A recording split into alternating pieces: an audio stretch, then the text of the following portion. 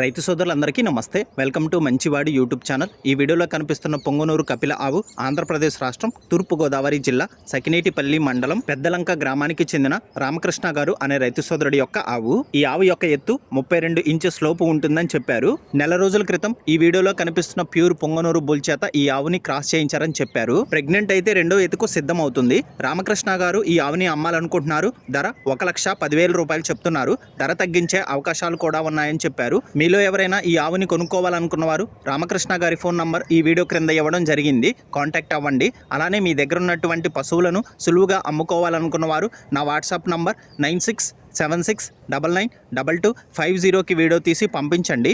గమనిక, మన ఛానల్ని రైతు సోదరులు ఎక్కువగా ఫాలో అవుతున్నారు.